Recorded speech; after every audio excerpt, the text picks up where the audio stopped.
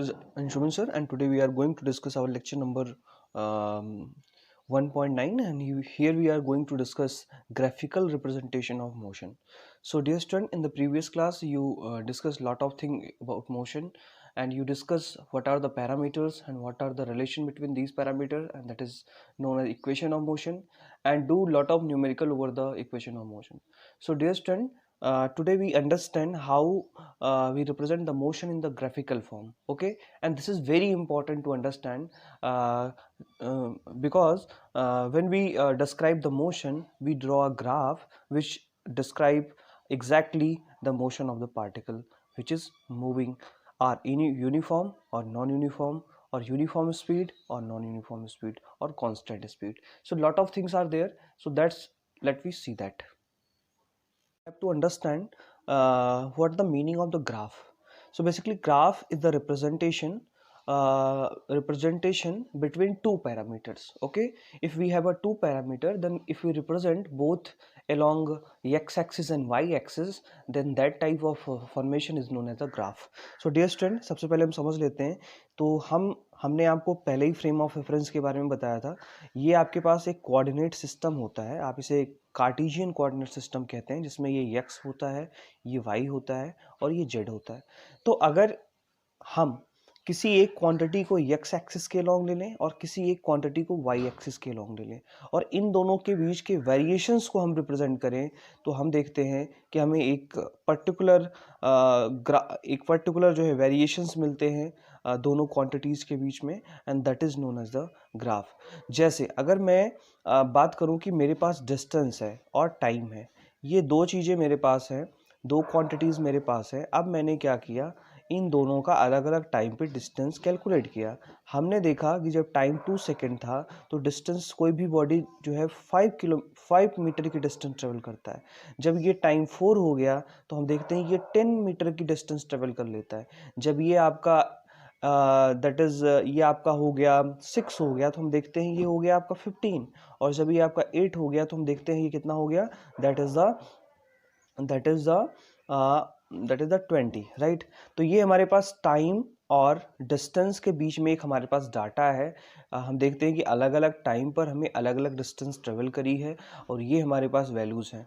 अब इन दोनों वैल्यूज़ की हेल्प से हम एक ग्राफ प्लॉट कर सकते हैं, इसको ग्राफ के फॉर्म में रिप्रेजेंट कर सकते हैं. तो इसको रिप्रेजेंट कैसे करते हैं, तो हमने दो एक्सिसेस बनाए, क्योंकि इसमें दो क्वांटिटीज़ की ज़रूरत है तो हम बेसिकली दो क्वांटिटीज़ ही बनाते हैं. ये हमारे पास क्वांटिटीज़ हैं, ये आपके पास x एक्सिस है, ये आपके पास y एक्सिस है. आपने इस x एक्सिस को टाइम एज्यूम कर लिया, मान लिया कि x एक्सिस जो रिप्रेजेंट कर रहा है वो टाइम को रिप्रेजेंट कर रहा है, और y एक्सिस जो है वो डिस्टेंस को रिप्रेजेंट कर रहा है, और ये रेफरेंस पॉइंट है, ओरिजिन पॉइंट है, इसको आप O मान लीजिए. अब आपने इस पे इक्वल अमाउंट में सेगमेंट्स बना दिए. सेगमेंट्स का मतलब एक लाइन इस तरह से ड्रॉ आपने कर दी, इसको आपने छोटी क्लासेस में किया होगा बेसिकली. तो हमने इस तरह से क्या किया, लाइंस ड्रॉ कर दिए, और इस लाइंस के ऊपर हमने रिप्रेजेंटेशन कर दिया. देखो टाइम 2 से स्टार्ट हो रहा है तो हम यहाँ से 2 लिख रहे हैं, 0 2 4 6 8 10 12. तो इस तरह से ये टाइम आपका इंक्रीज हो रहा है 2 सेकेंड. आप 1 सेकेंड के भी रिस्पेक्ट में यहाँ पे बना सकते हो, लेकिन ग्राफ बहुत बड़ा हो जाएगा. तो आपको बनाते वक्त ये सोचना है कि आप ये जो यहाँ पे आप एज्यूम कर रहे हो वो क्या कर रहे हो. तो यहाँ पे 2 का गैप है, तो हमने मान लिया कि ये जो सेगमेंट्स हैं वो 2 सेकेंड के गैप पे हैं, तो हमने इसको 2 मान लिया, इसको 4 मान लिया, इसको 6 मान लिया, 8 10 इस तरह से. सिमिलरली हम वाई एक्सिस पे जो हमने डिस्टेंस एज्यूम किया है उसको भी हम इस तरह से सेगमेंट्स में इक्वल सेगमेंट्स बना लेते हैं, और इसको भी हम रिप्रेजेंट कर लेते हैं. क्योंकि ये 5 से स्टार्ट हो रहा है तो हम 5 से स्टार्ट करते हैं इक्वल सेगमेंट पे, 5 10. ध्यान रखने वाली बात ये है कि जो आप सेगमेंट्स बना रहे हैं, ये जो लाइंस आप बना रहे हैं इसके ऊपर सेगमेंट्स है, ये सेगमेंट्स की वैल्यू सेम होनी चाहिए, इनके बीच का डिफरेंस सेम होना चाहिए. तो आपने 5 10 15 20 इस तरह से आपने बना लिया, तो देख रहे हैं कि सब पे 5 का गैप है.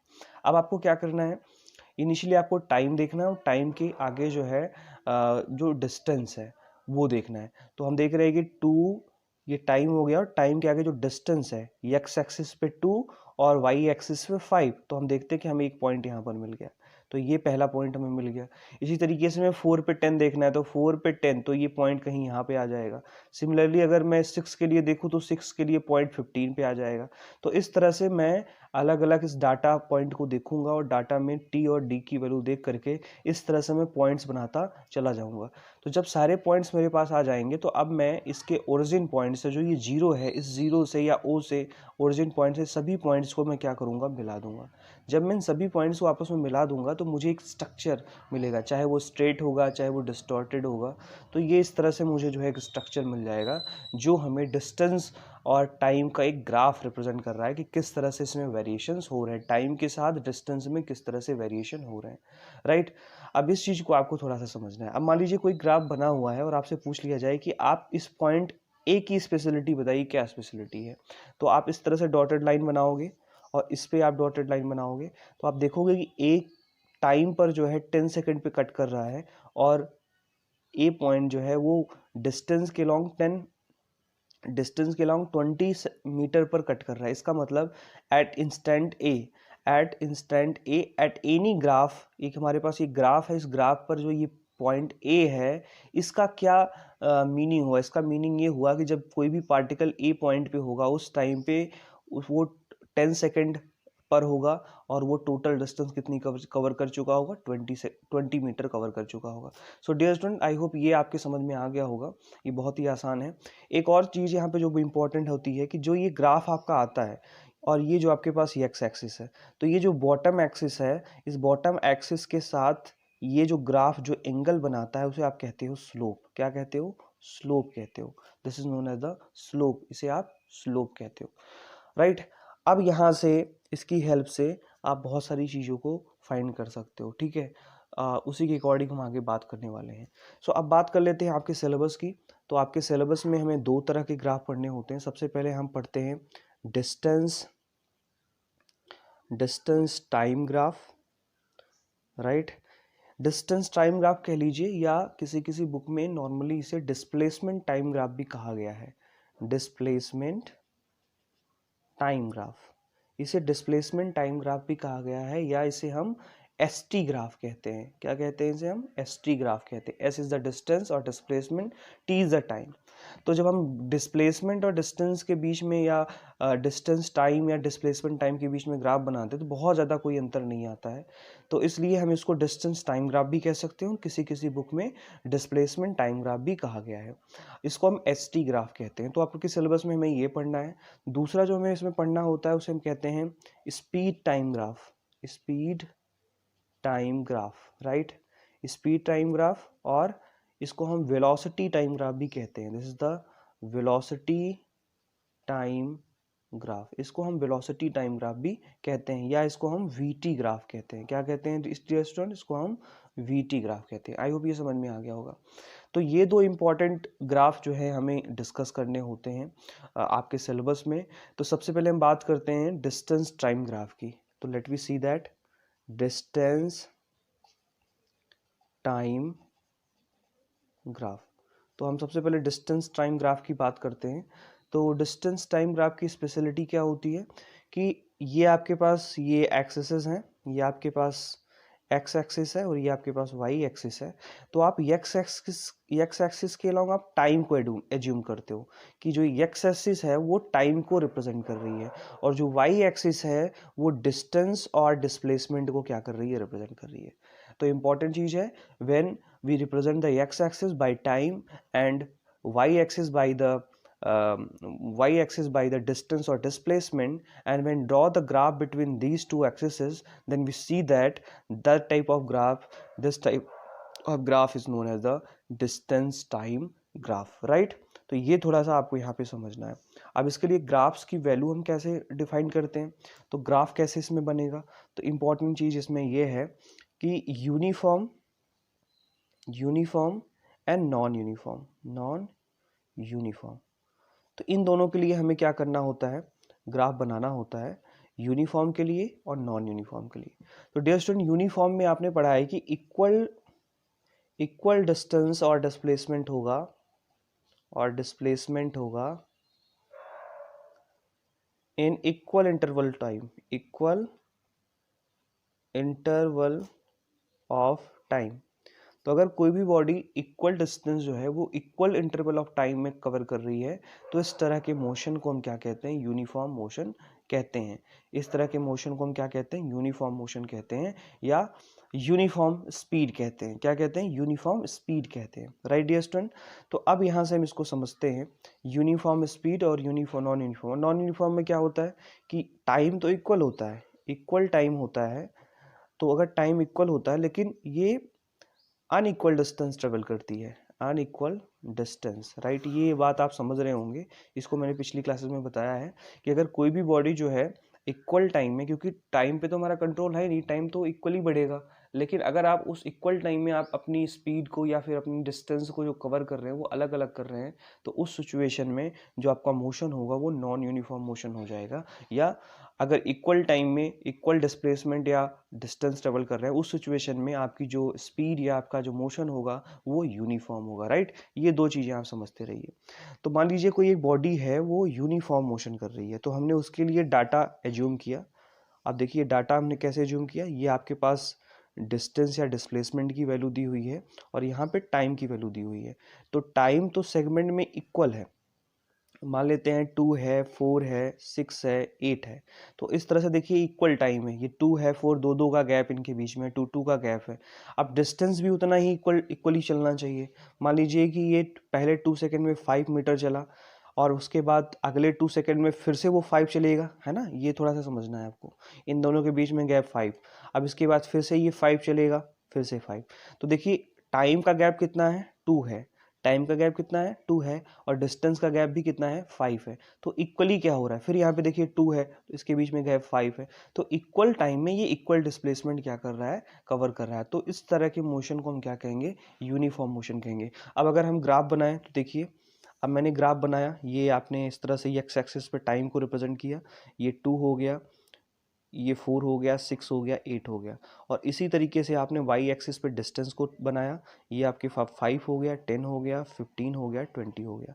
अब आपने बस वही टाइम के सामने डिस्टेंस को देखा और वहाँ पे पॉइंटेड कर दिया। तो 2 के आगे 2 सेकंड पे कितना चल रहा है, ये 5 चल रहा है, तो यहाँ पे पॉइंट आउट कर दिया। 4 पे कितना चल रहा है, 10 चल रहा है, तो आपने यहाँ पे पॉइंट आउट कर दिया। 6 के आगे कितना चल रहा है, 15, तो हमने यहाँ पर जो है पॉइंट आउट कर दिया। 8, 20। अब हमने जब इसको मिलाते हैं तो हम देखते हैं कि हमारे पास एक जो है ग्राफ इस तरह से बन के आता है। तो आप देखते हैं ये ग्राफ बिल्कुल से स्ट्रेट होता है, राइट, और ये इसका थीटा हो गया, राइट। तो ये आपके पास ये ग्राफ बन करके आ गया, राइट। तो ये जब भी कोई बॉडी यूनिफॉर्म मोशन करेगी तो उस समय जब उसका आप ग्राफ प्लॉट करते हो तो हमेशा स्ट्रेट लाइन आती है। This is very important, right. तो ये कैसा मोशन हो जाएगा, यूनिफॉर्म मोशन हो जाएगा। क्या हो जाएगा, यूनिफॉर्म मोशन हो जाएगा। तो जब भी कोई बॉडी इक्वल टाइम में इक्वल डिस्टेंस ट्रेवल करेगी और उसके बीच में आप ग्राफ रिप्रेजेंट करते हो तो आप देखते हो कि उसके बीच में जो ग्राफ आता है वो हमेशा स्ट्रेट लाइन होता है। तो स्ट्रेट लाइन ग्राफ हमेशा क्या रिप्रेजेंट करता है, यूनिफॉर्म मोशन को रिप्रेजेंट करता है। तो ये हम नोट कर लेते हैं, आप भी साथ साथ नोट करते चलिए, right. So straight line graph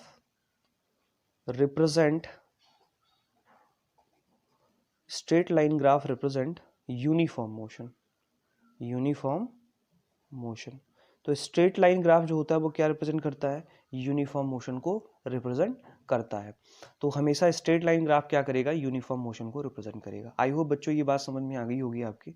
अब इसमें एक बहुत इंपॉर्टेंट चीज़ आती है कि देखिए, अब आपको यहाँ पर क्योंकि ये टाइम यहाँ पे दिया हुआ है और ये आपने डिस्टेंस लिया है, तो आप कोई भी एक पॉइंट चूज कर लीजिए। अब मान लीजिए मैंने ये वाला कोई एक पॉइंट चूज कर लिया और इस पर मैंने डॉटेड लाइन इस तरह से बना दिया। तो इस तरह से जब मैंने डॉटेड लाइन बनाया इस तरह से, तो देखिए ये वाली डिस्टेंस तो आपकी क्या हो गई, ये वाली डिस्टेंस आपकी, देखिए ये वाली डिस्टेंस इस वाले डिस्टेंस के बराबर होगी। मतलब ये आपका क्या हो गया, this will be distance and this will be time. तो अगर मैं यहाँ से स्पीड लिखना चाहूँ तो मैं लिख सकता हूँ डिस्टेंस ट्रेवल बाई टाइम। अब मैंने डिस्टेंस क्या लिया था, डिस्टेंस इस पे देखो ये 20 है और यहाँ पे जो है कितना था, टाइम 6 था। अब आपने यहाँ से क्या करना है, स्पीड मीटर पर सेकंड में आपको मिल जाएगा, राइट। यहाँ से आ जाएगा 3.3, राइट। तो इस तरह से जो है 3.3 मीटर पर सेकंड आ जाएगा। तो ये स्पीड आपको मिल गई। अब देखिए यहाँ पर जितने भी टाइम लैग पे आप निकालोगे, जैसे मैंने आप 20 और 6 को लिया था, 6 टाइम लिया था और 20 हमने जो लिया था, क्या लिया था, डिस्टेंस लिया था। इसी तरीके से आप 4 ले सकते हो, 4 के आगे कितना है, 15 है, तब भी ये आंसर इतना ही आएगा 3.3। और फिर अगर आप 2 पे ले रहे हो तब भी ये आंसर इतना ही आएगा। तो उससे एक बात ये क्लियर होती है कि जब भी इक्वल टाइम में इक्वल डिस्प्लेसमेंट कवर होगा या डिस्टेंस कवर होगा तो मोशन तो यूनिफॉर्म होगा, साथ में जो स्पीड होगी वो भी क्या होगी, यूनिफॉर्म होगी। आप किसी भी टाइम लैग पे आप स्पीड निकालोगे तो आपको एक जैसी ही स्पीड मिलेगी। तो इस सिचुएशन में जो स्पीड होगी वो क्या होगी, यूनिफॉर्म होगी। So this will be uniform speed. तो एक चीज़ और याद रखना है कि जब भी इक्वल टाइम में इक्वल डिस्टेंस ट्रेवल करेगी कोई बॉडी तो उसकी स्पीड कैसी होगी, यूनिफॉर्म होगी, राइट। अब थोड़ा सा और समझते हैं।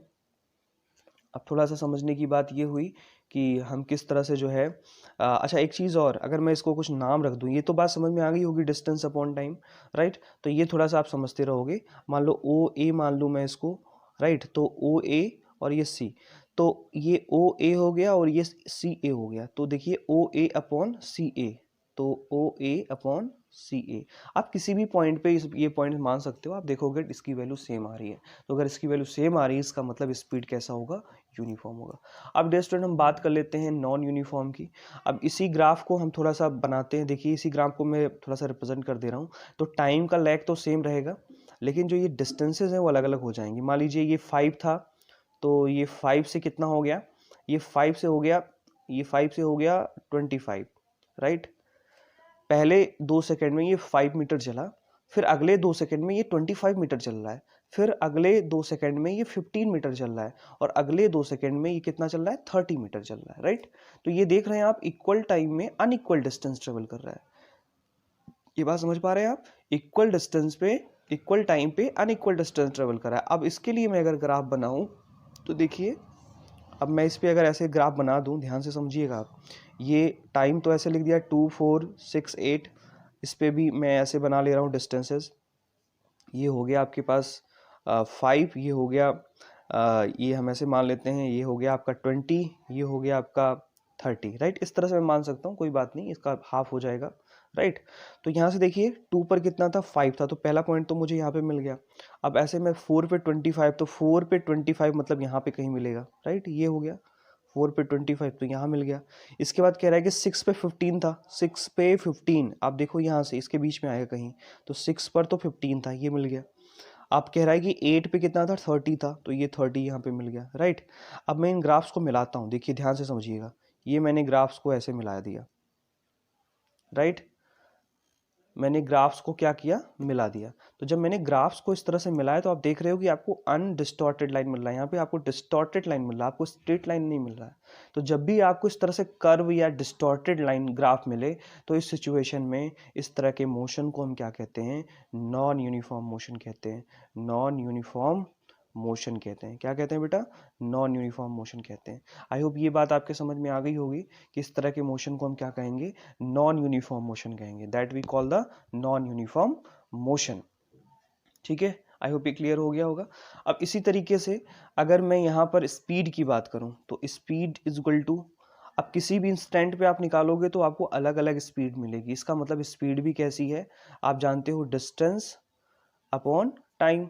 तो अगर आप किसी, जैसे यहाँ पे आप निकालो, इस पॉइंट को लेकर के निकालो तो आपको स्पीड कुछ और मिलेगी, इस पॉइंट को लेकर के निकालो तो स्पीड कुछ और मिलेगी, इस पॉइंट को लेकर के, मतलब ये तो डिस्टेंस हो गया और ये टाइम हो गया, इन दोनों को डिवाइड करोगे तो इस वाले पॉइंट पे आपको स्पीड कुछ और मिलेगी, यहाँ पर स्पीड कुछ और मिलेगी। तो अलग अलग पॉइंट पर आपको अलग अलग स्पीड मिल रही है। तो इस सिचुएशन में इस तरह के मोशन को हम नॉन यूनिफॉर्म मोशन कहेंगे। और अगर स्पीड की बात करें तो इसका जो स्पीड होगा वो कैसा होगा, नॉन यूनिफॉर्म होगा। कैसा होगा, नॉन यूनिफॉर्म होगा। तो मोटी मोटी तौर पे अगर बात करें तो जब भी आपको ग्राफ स्ट्रेट मिलता है तो ऐसे सिचुएशन में जो मोशन होगा वो यूनिफॉर्म होगा, स्पीड या वेलोसिटी आपकी क्या होगी, यूनिफॉर्म होगी। और अगर ग्राफ डिस्टॉर्टेड या कर्व मिलता है तो ऐसी सिचुएशन में मोशन नॉन यूनिफॉर्म होगा और उसकी स्पीड जो होगी वो कैसी होगी, नॉन यूनिफॉर्म होगी। डियर स्टूडेंट्स, आई होप ये बात आपके समझ में आ गई होगी, राइट। अब हम दूसरे ग्राफ की बात करते हैं, that is known as the speed time graph. अच्छा एक चीज और इंपॉर्टेंट है कि ये जो ग्राफ है, इस ग्राफ का जो स्लोप है वो क्या रिप्रेजेंट करता है। स्लोप का मतलब ये जो थीटा है, स्लोप का मतलब क्या है, थीटा। तो स्लोप जो है, किसी भी वीटी ग्राफ का स्लोप, ध्यान से समझिएगा इस बात को, किसी भी एसटी ग्राफ का स्लोप, ध्यान से समझिएगा, किसी भी एसटी ग्राफ का जो स्लोप होता है वो स्पीड और वेलोसिटी को रिप्रेजेंट करता है। क्या करता है? स्पीड और वेलोसिटी को रिप्रेजेंट करता है। तो ये थोड़ा सा आप समझते रहेंगे कि किसी भी डिस्टेंस टाइम ग्राफ का जो स्लोप होता है, स्लोप का मतलब ये एंगल, एक्स एक्सिस के साथ ये ग्राफ जो बन रहा है वो कितना एंगल बना रहा है, ये रिप्रेजेंट करता है कि उसकी स्पीड कितनी है या वेलोसिटी कितनी है। अब देखिए ग्राफ यहाँ पे डिस्टॉर्टेड आ रहा है तो अलग अलग सिचुएशन में अलग अलग एंगल बनाएगा। तो अलग अलग एंगल बनाने का मतलब क्या है कि इसकी स्पीड अलग अलग हो सकती है। तो ऐसी सिचुएशन में इसके कई सारे स्लोप आ रहे हैं। जैसे मैं इस पॉइंट के लिए स्लोप बनाऊंगा तो ये आएगा, इस पॉइंट के लिए स्लोप बनाऊंगा तो ये आएगा, इस पॉइंट के लिए स्लोप बनाऊंगा तो ये आएगा। तो अलग अलग एंगल आ रहा है। तो अलग अलग एंगल आने का मतलब क्या है कि किसी भी नॉन यूनिफॉर्म मोशन में जो स्पीड होती है उसका स्लोप अलग अलग होने की वजह से स्पीड और वेलोसिटी की वैल्यू चेंज हो जाती है। जबकि जो यूनिफॉर्म मोशन होता है वहाँ पर एसटी ग्राफ का जो स्लोप होता है वो क्या होता है बेटा, वो आपका यूनिफॉर्म होता है और उसका जो स्लोप होता है वो हमेशा एक जैसा रहेगा, चाहे आप इस पॉइंट की बात करो चाहे आप इस पॉइंट की बात करो। तो इंपॉर्टेंट चीज नोट करने वाली क्या है कि स्लोप जो होता है, स्लोप का मतलब एंगल, मैंने आपको बता दिया। तो किसी भी डिस्टेंस टाइम ग्राफ का जो स्लोप होता है वो हमें स्पीड और इस वेलोसिटी की वैल्यू देता है। सो डियर स्टूडेंट, इसमें बताने के लिए और भी बहुत सारी चीज़ें होती हैं, बट 9th लेवल पे आपको बस इतनी ही चीज़ें पढ़नी होती हैं। अगर आप इतने चीज़ों को समझ रहे हैं, इतने टॉपिक्स को समझ रहे हैं, इतने पॉइंट्स को समझ रहे हैं तो आसानी से आप कोई भी क्वेश्चन कर सकते हैं। आई होप ये समझ में आ गया होगा। अब हम बात करेंगे स्पीड टाइम ग्राफ की या वेलोसिटी टाइम ग्राफ की। तो वेलोसिटी टाइम ग्राफ या स्पीड टाइम ग्राफ हमें कैसे रिप्रेजेंट करता है, क्या बताता है, तो इसके बारे में हम बात करते हैं। चलिए देखते हैं। लोग वीटी ग्राफ की बात करने वाले हैं। तो मैंने आपको बताया कि स्पीड टाइम ग्राफ या डिस्प्ले वेलोसिटी टाइम ग्राफ, इसको आप वेलोसिटी टाइम ग्राफ भी कहते हो। This is known as the velocity time graph, इसको आप वेलोसिटी टाइम ग्राफ भी कहते हैं। This is also known as the velocity time graph. अब ये वेलोसिटी टाइम ग्राफ या वीटी ग्राफ को हम किस तरह से रिप्रेजेंट करते हैं, तो तरीका क्या है कि ये आपके पास जो एक्स एक्सिस है और ये जो आपके पास वाई एक्सिस है, तो एक्स एक्सिस के अलॉन्ग अगर हम टाइम को रिप्रेजेंट करें, टाइम, अगर एक्स एक्सिस के अलॉन्ग हम टाइम को रिप्रेजेंट करें और वाई एक्सिस के अलॉन्ग हम स्पीड या वेलोसिटी को मेजर करें, स्पीड, तो अगर मैं वाई एक्सिस के लॉन्ग स्पीड को रिप्रेजेंट कर रहा हूँ तो इस सिचुएशन में जो इसके बीच में ग्राफ बनेगा वो क्या कहलाएगा, वीटी ग्राफ कहलाएगा। That is known as the velocity time graph और स्पीड टाइम ग्राफ। डिस्टेंट एक बात आप कंफर्म कर लें, हम बुक्स में स्पीड टाइम ग्राफ या वेलोसिटी टाइम ग्राफ कहीं कहीं लिखा हुआ है तो आप कंफ्यूज नहीं होंगे, दोनों बातें सही हैं, राइट। तो अब इसमें दो चीज़ें हमें समझनी होती हैं कि अब इसमें हमें ग्राफ के 3 पार्ट इसमें डिस्कस करने होते हैं। सबसे पहला पार्ट जो है वो सबसे पहला पार्ट जो होता है कि when speed of the body remains constant. तो हमें बात करनी है कि when speed of a body remains constant, तो हमें इसमें सबसे पहला जो डिस्कस करना होता है कि जब कोई बॉडी क्या हो, उसकी जो वेलोसिटी हो या स्पीड जो हो वो कांस्टेंट हो। दूसरा जो हमें इसमें डिस्कस करना होता है, सेकंड पार्ट जो हमें इसमें डिस्कस करना होता है, दैट इज जब स्पीड चेंज हो रही हो यूनिफॉर्म रेट से। Speed changes with uniform rate, uniform rate मतलब यूनिफॉर्मली क्या हो रहा है, स्पीड चेंज हो रहा है, राइट, मतलब स्पीड कैसी, यूनिफॉर्म है। थर्ड केस जो हमें इसमें डिस्कस करना होता है कि speed changes with non uniform, तो ये 3 केसेस इस ग्राफ में हमें डिस्कस करने होते हैं। बेसिकली ये ग्राफ जो है बहुत इंपॉर्टेंट है, जो आपका वीटी ग्राफ है, ये कई सारी इंफॉर्मेशन हमें देता है। डिस्टेंस टाइप ग्राफ तो बहुत सिंपल है, उसे आप आसानी से कर सकते हो, लेकिन जो ये आपका स्पीड टाइम ग्राफ है उसमें हमें ये 3 केसेस स्टडी करने होते हैं। अगर आप ये 3 केसेस स्टडी कर लेते हो, पहला केस है कि जब स्पीड क्या हो, कांस्टेंट हो, तो किस तरह से जो है आप देख सकते हो। दूसरा है कि जब स्पीड चेंज हो रही हो यूनिफॉर्म रेट से तो किस तरह से ग्राफ आता है, और जब स्पीड चेंज हो रही है नॉन यूनिफॉर्म रेट से तो किस तरह से जो है ग्राफ मिलता है। तो ये 3 केसेस हम डिस्कस करने वाले हैं। तो सबसे पहले हम बात करते हैं कि जब speed of the body remains constant, मतलब स्पीड क्या हो, कांस्टेंट हो, राइट। अगर स्पीड कांस्टेंट है इसका क्या मतलब है स्पीड कांस्टेंट होने का क्या मतलब है बेटा? स्पीड कांस्टेंट होने का मतलब है कि जो इक्वल टाइम में इक्वल डिस्प्लेसमेंट हो रहा है, राइट। स्पीड कांस्टेंट होने का मतलब क्या है कि स्पीड यूनिफॉर्म है। स्पीड कैसी है? यूनिफॉर्म है। तो स्पीड यूनिफॉर्म कब होती है? स्पीड अभी मैंने पिछले लेक्चर में बताया कि स्पीड यूनिफॉर्म तब होगी जब इक्वल टाइम में इक्वल डिस्टेंस ट्रेवल होगा, इक्वल डिस्टेंस ट्रेवल होगा। तो आप किसी भी इंस्टेंट में स्पीड निकालोगे तो आपको एक जैसी स्पीड मिलेगी, मतलब स्पीड आपकी क्या होगी? कांस्टेंट होगी। तो इसके लिए कंडीशन क्या है? इसके लिए कंडीशन है कि इक्वल टाइम में कोई भी बॉडी इक्वल टाइम में इक्वल डिस्प्लेसमेंट या डिस्टेंस ट्रेवल करनी चाहिए। ऐसी सिचुएशन में आपकी स्पीड क्या होती है? कांस्टेंट होती है। अब मैं अगर इसके लिए ग्राफ बनाऊं तो ये तो आपका टाइम हो गया और ये आपका क्या हो गया? स्पीड हो गया। तो अब मैं इसके लिए ग्राफ बनाऊं तो टाइम बढ़ रहा है लेकिन स्पीड की वैल्यू चेंज नहीं हो रही। तो मान लेते हैं कि ये आपके पास कोई पॉइंट है तो स्पीड इस तरह से बढ़ रही है, आप देख रहे हैं। इसमें स्पीड किधर ले रहे हो आप? वाई के लॉन्ग ले रहे हो, और इसमें जो है टाइम किधर ले रहे हो? एक्स के लॉन्ग ले रहे हो। तो टाइम तो बढ़ेगा लेकिन आप देख रहे हो स्पीड की वैल्यू नहीं बढ़ रही है, ऊपर की तरफ कोई वैल्यू नहीं जा रही है, वो देखिए एकदम स्ट्रेट लाइन आ रही है। तो ऐसी सिचुएशन में आपकी जो स्पीड होगी वो क्या होगी? कांस्टेंट होगी, ठीक है। और इसी के लिए अगर आप एक्स टी ग्राफ बनाएं, ध्यान से समझिएगा इस बात को। अगर मैं इसी के लिए एस टी ग्राफ बनाऊं, यस इसके लॉन्ग लूँ और टी इसके लॉन्ग लूँ, तो हमें जो ग्राफ मिलेगा वो बिल्कुल से कुछ इस तरह से मिलेगा। तो ये दोनों आप समझते रहेंगे। अगर आप कांस्टेंट स्पीड के लिए कोई ग्राफ बनाते हैं तो अगर आप एस टी ग्राफ बनाते हो तो आप ग्राफ इस तरह से मिलेगा, और अगर आप जो है वी टी ग्राफ बनाते हो, अगर आप वी टी ग्राफ बनाते हो तो आपको ग्राफ कुछ इस तरह से मिलेगा। ये दोनों अंतर आप समझते रहेंगे, इन दोनों में क्या विशेष अंतर है, राइट। आई होप ये बात आपकी समझ में आ गई होगी, राइट, कि इसमें किस तरह से जो हमें इस तरह से ग्राफ मिलता है और इसमें जो है बिल्कुल से स्ट्रेट लाइन मिलती है, राइट। आई होप ये बात आपकी समझ में आ गई होगी। तो ये केस है बेसिकली यूनिफॉर्म स्पीड का। यूनिफॉर्म स्पीड जब कहीं पर भी होगी तो ऐसी सिचुएशन में जो आपका बॉडी होगा वो कांस्टेंट के साथ, कांस्टेंट स्पीड के साथ चलेगा। इसका मतलब क्या है? If the speed time graph of body is a straight line parallel to the time axis. तो ये बहुत इंपॉर्टेंट है, इसको आप नोट कर लीजिए, note it down. If speed time graph, if speed time graph parallel to the of a body is parallel to the time axis, time parallel to the time axis. Time axis का मतलब जिसके long हम axis ले रहे हैं। तो आप देखिए ये वाली जो एक्सिस है, इस एक्सिस के लॉन्ग ये पैरेलल है। तो ऐसी सिचुएशन अगर कभी आती है तो ऐसी सिचुएशन में क्या होगा?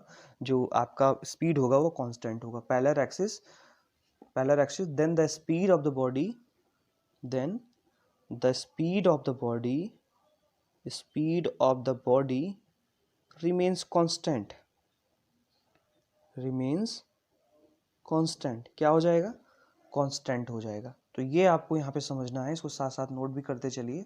तो एक बहुत ही इंपॉर्टेंट फैक्टर यहाँ पे हमें समझ में आ गया कि किस तरह से जो है हम ये निकाल सकते हैं। अब एक चीज़ और समझ में यहाँ पे आती है कि अगर हमें स्पीड निकालनी है, राइट, तो जब भी हमें स्पीड निकालना होता है तो हमारे पास रिलेशन होता है, स्पीड इज इक्वल टू होता है, दैट इज डिस्टेंस ट्रेवल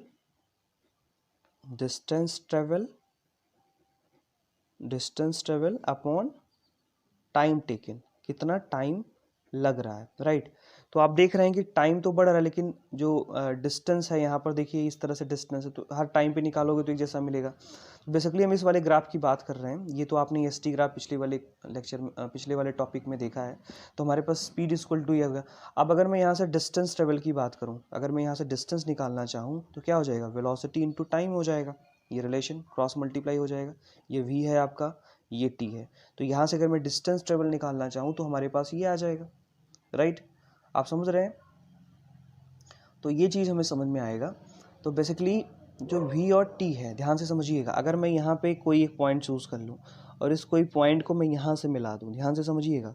ये मैंने इसको मिला दिया और इसको मैंने कोई नाम रख लिया o, इसका नाम a और इसका नाम c और इसका नाम d रख लिया। तो इस तरह से हमारे पास एक रेक्टेंगल क्रिएट हो गया। क्या क्रिएट हो गया? रेक्टेंगल क्रिएट हो गया।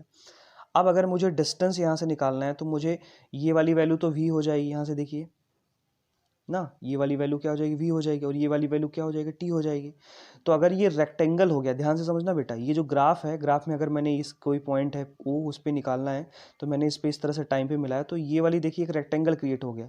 और रेक्टेंगल का एरिया जो होता है वो क्या होता है, लेंथ इंटू ब्रेड्थ, यही तो होता है, लेंथ इंटू, मतलब आप कह सकते हो A O multiplied by O C, right, यही तो हुआ, ए ओ मल्टीप्लाइड बाई ओ सी। मतलब आप क्या कर रहे हो, अगर आपको डिस्टेंस ट्रेवल चाहिए तो आप किसी भी वी टी ग्राफ का एरिया फाइंड कर लीजिए, राइट, यही तो हुआ, that is distance travel is equal to area under V T graph.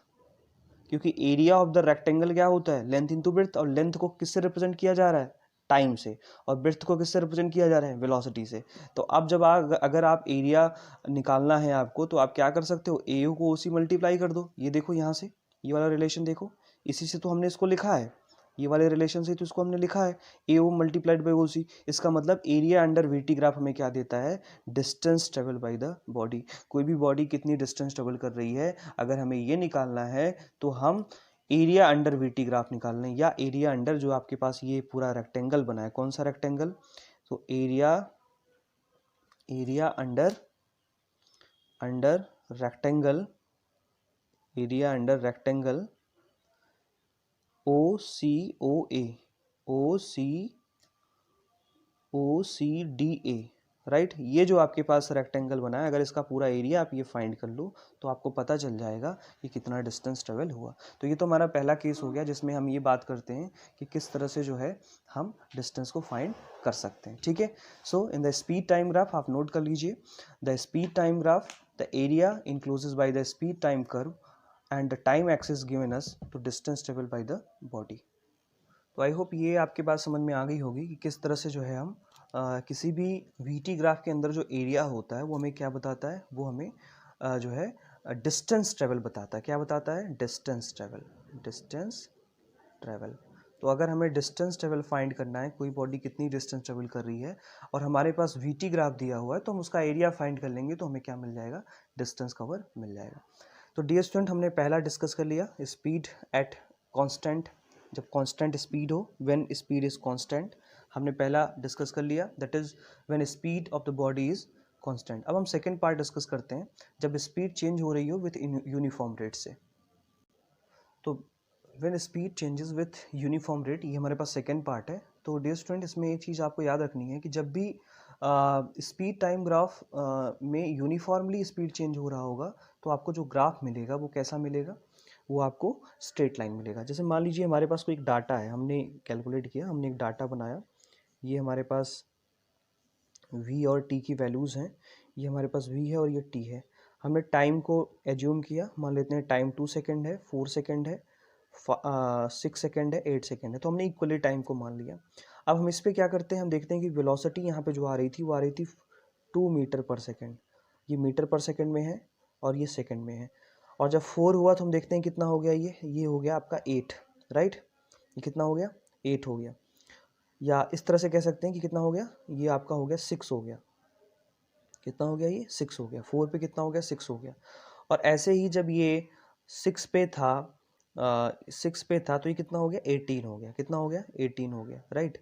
या इसको आप इस तरह समझिए, 6 था तो ये हो गया 10 हो गया, कितना हो गया, 10 हो गया। तो पहले जब 2 सेकेंड टाइम था उस टाइम पर इसके पास जो वेलोसिटी थी वो 2 मीटर पर सेकेंड की थी। 4 पे जब थे हमने देखा 6 मीटर पर सेकेंड की थी, और 6 सेकेंड पे जब थे तो हमने देखा 10 मीटर पर सेकेंड हो गई, और जब हमने 8 पे देखा तो हमने देखा कितना हो गया, 14 मीटर पर सेकेंड हो गया। तो इस तरह से हमारे पास एक डाटा है, और इस डाटा में हम क्या करते हैं, हम देखते हैं कि टाइम के बीच भी इक्वली स्पेस्ड है, और वेलोसिटी भी जो है इक्वली क्या हो रही है, चेंज हो रही है, कांस्टेंट रेट से क्या हो रही है, चेंज हो रही है, मतलब इक्वल टाइम में इक्वल चेंज हो रहा है। तो जब भी स्पीड आपकी इक्वल टाइम में इक्वली चेंज हो, उस सिचुएशन में जो स्पीड होगी वो कैसी होगी, यूनिफॉर्म होगी। तो याद रखना है, अगर आपका इक्वल टाइम में इक्वल स्पीड चेंज हो रहा है, कितना हो रहा है, स्पीड चेंज हो रहा है, राइट। तो स्पीड जब भी चेंज होती है तो वहाँ पे एक टर्म आ जाता है एक्सेलरेशन। क्या आ जाता है, एक्सेलरेशन। आपने पढ़ा है the rate of change of speed या rate of change of velocity is known as acceleration. तो यहाँ पे एक्सेलरेशन आपका निकल करके आ गया। तो बेसिकली यहाँ पे स्पीड चेंज हो रही है। अब अगर मैं यहाँ पर स्पीड और टाइम के बीच में ग्राफ प्लॉट करूँ, मैंने इसको x के लॉन्ग टाइम ले लिया और y के लॉन्ग मैंने क्या ले लिया, वेलोसिटी ले ली या स्पीड ले ली, ठीक है, दोनों एक ही टर्म है, यहाँ पे हम एज्यूम करके चलते हैं। अब हमने इसके ऊपर इस तरह से मार्किंग करी, सेगमेंट्स बनाए और यहाँ पे टाइम को मेंशन कर दिया 2 4 6 8, राइट। अब इस पे हमने वेलोसिटी पे मार्किंग की, वेलोसिटी पे हमने मार्किंग की, हमने इसको लिखा 2 6, इसके बाद 10, मतलब सेगमेंट इक्वल सेगमेंट पे हम लिखेंगे 10 14, इसके बाद 18, इस तरह से आ जाएगा। अब मैं इसके बीच में ग्राफ बनाता हूँ तो 2 के आगे कितना है, 2 है, 4 के आगे हम निकालते हैं तो 6 आता है, और फिर 6 के आगे हम देखते हैं तो कितना आता है, 10 आता है, और 8 के आगे देखते हैं तो कितना आता है, 14 आता है। अब देखिए आपके पास ये पॉइंट्स मिल गए, इन पॉइंट्स को आप मिला देते हैं तो आपके पास क्या आ गया, स्ट्रेट लाइन आ गया। क्या आ गया, स्ट्रेट लाइन आ गया। डिस्टेंट ये इसका स्लोप हो गया थीटा, राइट। और इसका जो स्लोप होता है वो हमें क्या बताता है, एक्सेलरेशन बताता है। क्या बताता है, स्लोप। तो स्लोप जो होता है वीटी ग्राफ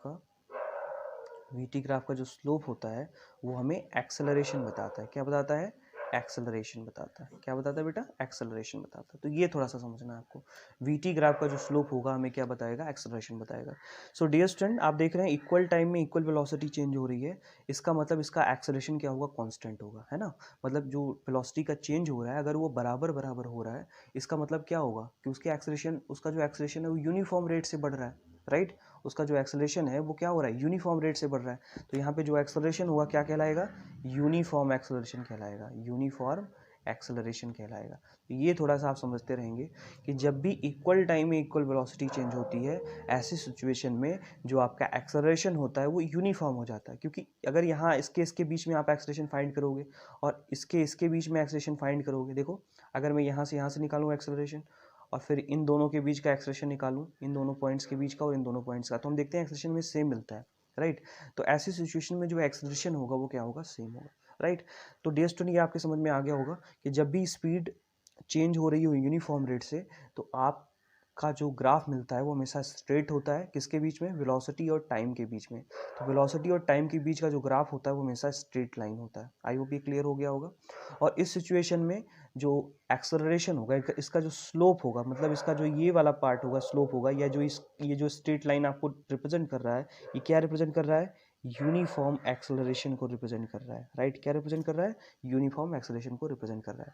तो अब अगर मैं यहाँ से एक्सेलरेशन लिखना चाहूँ तो मैं लिख सकता हूँ change in speed, change in speed, या वेलोसिटी लिख सकते हो आप, अपॉन टाइम, राइट।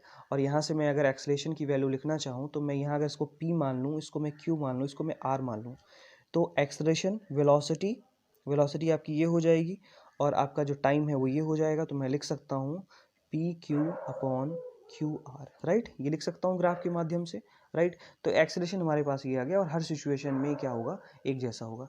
इसी को हम क्या कहते हैं, स्लोप कहते हैं, स्लोप ऑफ वीटी ग्राफ। तो किसी भी वीटी ग्राफ का जो स्लोप होता है वो एक्सेलरेशन को रिप्रेजेंट करता है और इस तरह से हम देख सकते हैं, राइट। तो ये चीज़ हमारे समझ में आ गई। अब थोड़ा सा इसको समझिए। तो ये तो एक्सेलरेट हो रहा है, अब हो सकता है कि ये रिटार्ड भी हो जाए। रिटार्ड का मतलब इसकी वैल्यू कम हो सकती है। देखिए इसमें, जैसे मान लीजिए हमारे पास एक ग्राफ है, एक डाटा है, और इस डाटा में ये वैल्यूज कुछ इस तरह से हैं। यहाँ पर v की वैल्यू दी हुई है और यहाँ पे t की वैल्यू दी, टाइम 2 4 6 8 है। और हमने देखा कि जब 2 सेकेंड था उस टाइम पे इसकी स्पीड कितनी थी, 14 थी। इसके बाद 10 हो गई, इसके बाद 6 हो गई और इसके पास 2 हो गई। तो आप देख रहे हैं कि वेलोसिटी क्या हो रही है, डिक्रीज़ हो रही है। वेलोसिटी क्या हो रही है, डिक्रीज़ हो रही है। पहले 2 पे तो 14 था, लेकिन जैसे जैसे आप टाइम बढ़ा रहे हो वैसे वैसे क्या हो रहा है, डिक्रीज़ हो रहा है। इसका मतलब यहाँ पे क्या हो रहा है, रिटार्डेशन हो रहा है, रिटार्डेशन हो रहा है, मतलब नेगेटिव एक्सेलरेशन हो रहा है। अब इस सिचुएशन में अगर आप ग्राफ बनाते हो तो कैसे ग्राफ बनेगा, ध्यान से समझो आप। ये हमने इस पे क्या ले लिया, इस पे हमने जो है टाइम ले लिया और इस पे हमने क्या ले लिया, वेलोसिटी ले ली। टाइम 2 4 6 8 है और वेलोसिटी आपकी है 2 6 10 14। तो 2 पर वेलोसिटी कितनी थी, 2 पर वेलोसिटी कितनी है, 14 है। ध्यान से समझिएगा, 2 पर वेलोसिटी कितनी है, 14 है।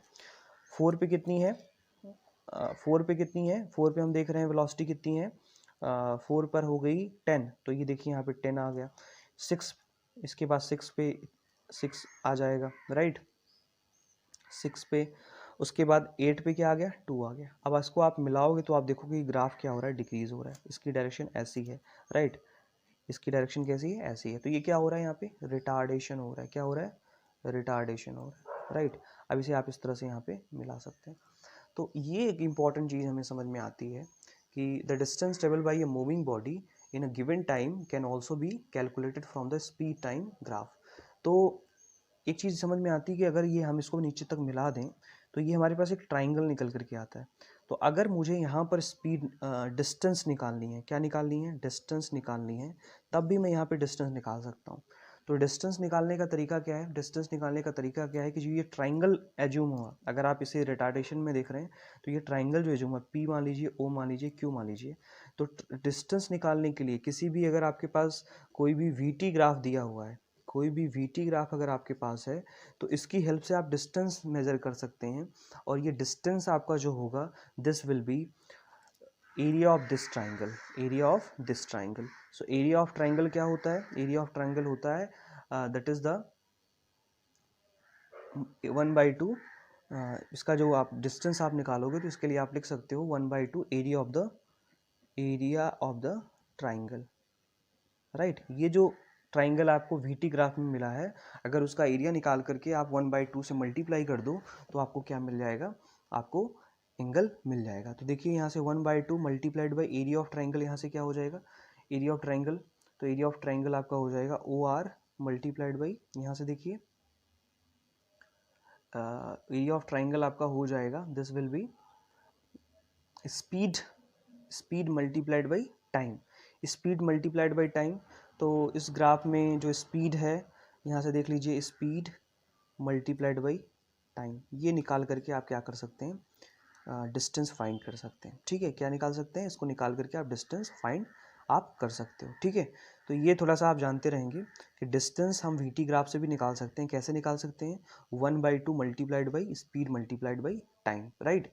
या इसको हम लिख लें simply 1/2 area of the triangle. ये जो ट्राइंगल आपको मिला है, इस ट्राइंगल को आप क्या कर सकते हैं, निकाल सकते हैं। इसी तरीके से अगर हम यहाँ पे देखें तो अगर मैं इसको यहाँ से मिला दूँ तो ये जो ट्राइंगल यहाँ पे ऐसे बन गया, ये जो ट्राइंगल बन गया, इस ट्राइंगल का एरिया भी निकाल सकते हैं। ये तो रिटार्डेशन वाले में मैंने बताया, ये आप एक्सप्रेशन में देख सकते हो कि इस तरह से मैं ट्राइंगल अगर बनाऊंगा तो इसका अगर एरिया मैं फाइंड कर लूँ और इसको 1/2 से मल्टीप्लाई कर दूँ तो मुझे क्या मिल जाएगा, डिस्टेंस मिल जाएगा।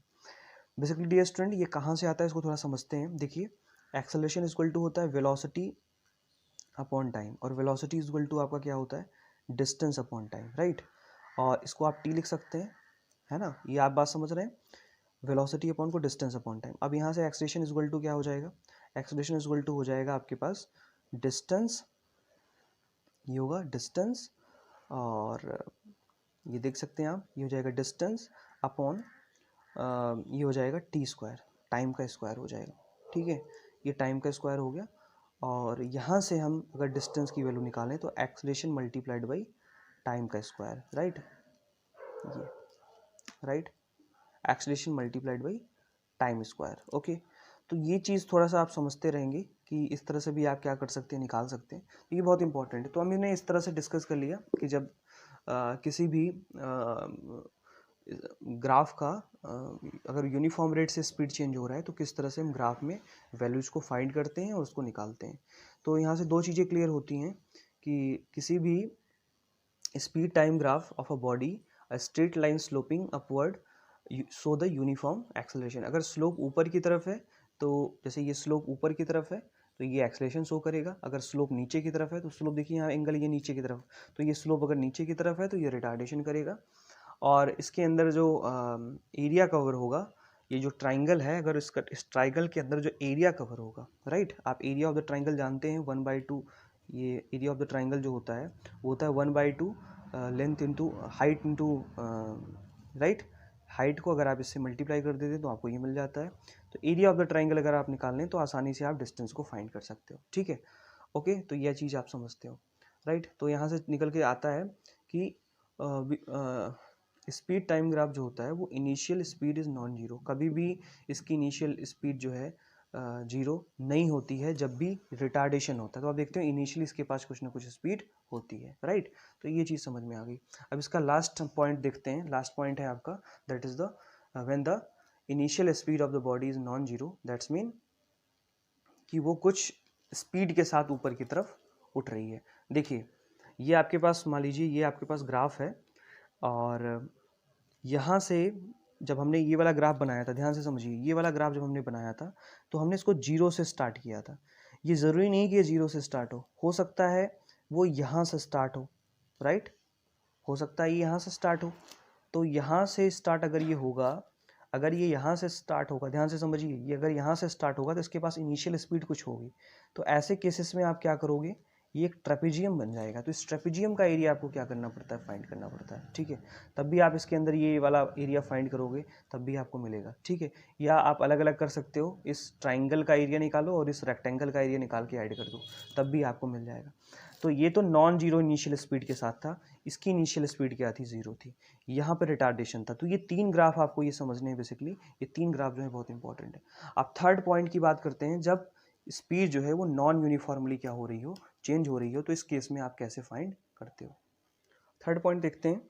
थर्ड पॉइंट में हमने डिस्कस किया था कि हमें इसमें ग्राफ देखना है जब speed changes at a non uniform rate, speed changes with non uniform rate, non uniform rate, non uniform rate से अगर क्या हो रहा है, स्पीड चेंज हो रहा है, इसका मतलब इक्वल टाइम में जो स्पीड है वो अनइक्वल चेंज हो रही है। तो अगर मैं यहाँ पे इसकी वैल्यू को फाइंड करूँ और मैं यहाँ पे v और t की बात करूँ तो मैं देखता हूँ 2 सेकंड पे ये 5 मीटर पर सेकंड था, राइट। और हम देखते हैं कि अगले अगले 2 सेकंड में ये 10 मीटर पर सेकंड हो गया, और अगले 1 सेकंड में 25 हो गया, अगले 2 सेकंड में ये कितना हो गया, 30 हो गया, अगले 2 सेकंड में ये कितना हो गया, फिर रिटार्ड हो गया, 6 8 हो गया। तो हम देखते हैं ये कितना हो गया, ये 20 हो गया। तो इस तरह से कभी बढ़ रहा है कभी कम हो रहा है। तो नॉन इक्वल रेट से क्या हो रहा है, ये चेंज हो रहा है। तो जब आप इसके बीच में ग्राफ बनाओगे टी और वी के बीच में, तो आप देखोगे कि कभी ये वैल्यू बढ़ेगी कभी ये कम हो जाएगी। तो इस तरह से जो है आपके पास एक डिस्टॉर्टेड ग्राफ आएगा। तो डिस्टॉर्टेड ग्राफ कब आएगा, जब स्पीड आपकी क्या होगी, यूनिफॉर्म रेट से चेंज होगी। तो ऐसे सिचुएशन में अगर आप वी और टी के बीच में ग्राफ आपको डिस्टॉर्टेड मिल रहा है, इसका सीधा सा मतलब है कि जो एक्सेलरेशन है वो नॉन यूनिफॉर्म है। क्या है, नॉन यूनिफॉर्म है, एक्सेलरेशन नॉन यूनिफॉर्म है, और ये जो मोशन हो रहा है वो नॉन यूनिफॉर्म मोशन हो रहा है, right, I mean non uniform acceleration हो रहा है, राइट। तो ये चीज़ आप थोड़ी सी समझते रहेंगे, कभी इसमें बढ़ रहा है कभी कम हो रहा है। तो जब बढ़ रहा है तो एक्सेलरेशन, और जो कम हो रहा है तो रिटार्डेशन। तो ये ग्राफ जो है वो किसके लिए है, नॉन यूनिफॉर्म एक्सेलरेशन के लिए, ठीक है। सो डियर स्टूडेंट, आज हम इतना ही पढ़ते हैं। अगले सेगमेंट में हम इक्वेशन ऑफ मोशंस को डिराइव करेंगे with the help of graphical methods. Graphs की हेल्प से हम क्या करते हैं, इक्वेशन ऑफ मोशंस को डिराइव करते हैं, और कुछ न्यूमेरिकल्स भी डिस्कस करने वाले हैं हम, जो आपके एग्जाम में आते हैं ग्राफ पर बेस्ड, राइट। तो इसी के साथ मैं छोड़ा जा रहा हूँ, ये लेक्चर थोड़ा लंबा हो गया है। आई होप आप इसको देखेंगे और एनालाइज करेंगे, नोट्स बनाएंगे। थोड़ा सा समझने वाली बात है ये, थोड़ा सा आप इसको समझोगे तो क्लियर हो जाएंगी चीज़ें।